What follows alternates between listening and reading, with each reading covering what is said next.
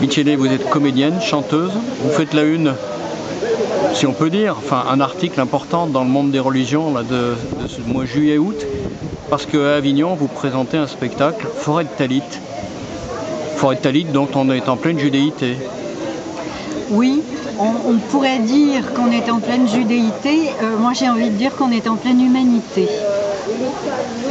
Une humanité, un désir qui pour vous a jailli d'un voyage avec d'autres à Auschwitz. Oui, en 1995, j'ai été invitée avec 39 artistes de différents pays à venir sur le site d'Auschwitz-Birkenau. Et j'avoue que c'était beaucoup de gens qui nous accompagnaient, de rescapés. C'était la première fois qu'ils parlaient de ce qu'ils avaient vécu. Et j'ai été extrêmement bouleversée, comme vous l'imaginez, par ce voyage. Et j'ai été extrêmement bouleversée. Et c'est au moment où on est allé dans ce qu'on appelle, mais de manière extrêmement insupportable, le musée. Auschwitz I. Auschwitz I. Vous savez, ce musée où il y a des pièces, où il y a ancien camp militaire polonais, à savon, etc. À un moment, je vois cette pièce où il y avait tous ces talits, les châles de prière de la tradition juive, qui étaient comme ça suspendus. Ça faisait comme une forêt de talits.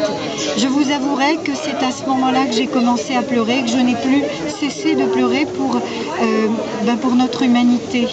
Et j'ai fait une promesse sous les talits.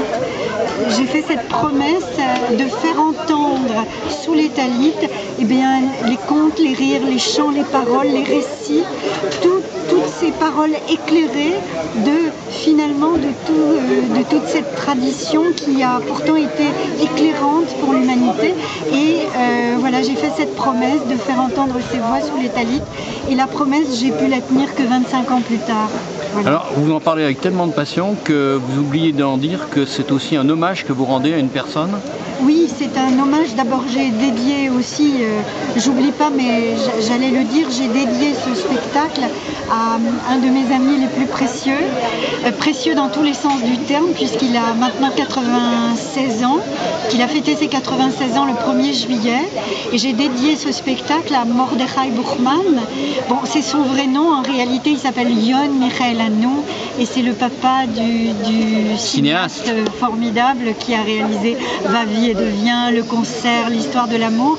En tout cas, cet homme est un homme absolument exquis, mais aussi éclairé, qui est parfaitement capable de vous parler pendant des heures de André Malraux, son ami, ou de Sioran, et qui est un fou de la vie, voilà.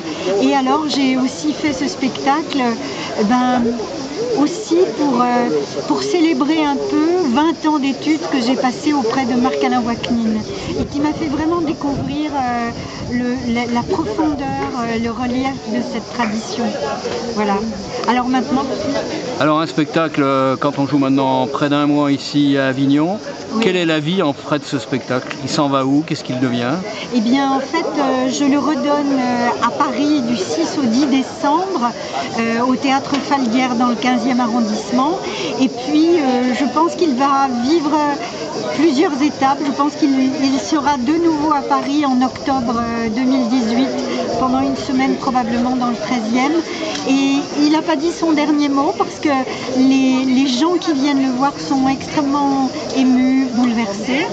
J'aimerais bien que beaucoup de gens... J'aimerais par exemple qu'il soit présenté au musée d'art et d'histoire du judaïsme. Ça me paraîtrait quand même la moindre des choses, bon, mais ils ne sont pas encore venus le voir. Vous avez d'autres projets dans vos cartons, dans vos valises? Ah oui, parce qu'après 20 ans d'études de l'hébreu et puis des textes bibliques, j'ai commencé mes 20 prochaines années, donc 20 ans d'études de sanskrit. Et parce que je suis très touchée par la mystique, enfin par justement les éclairés aussi de l'hindouisme.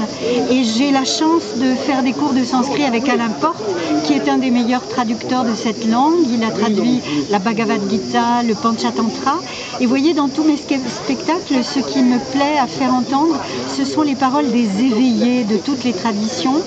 Et là, Pour le sanskrit, je suis servie aussi parce qu'il y a vraiment des très beaux propos et je suis en train d'écrire un spectacle sur les femmes éveillées de l'hindouisme. En hébreu, on dit à la vie. En hébreu, on dit l'chaim à la vie. Et alors, ce qui est chose très curieuse, c'est que je me demande si je ne vais pas écrire un livre sur la résonance entre ces deux langues que sont le sanskrit et l'hébreu. À la vie.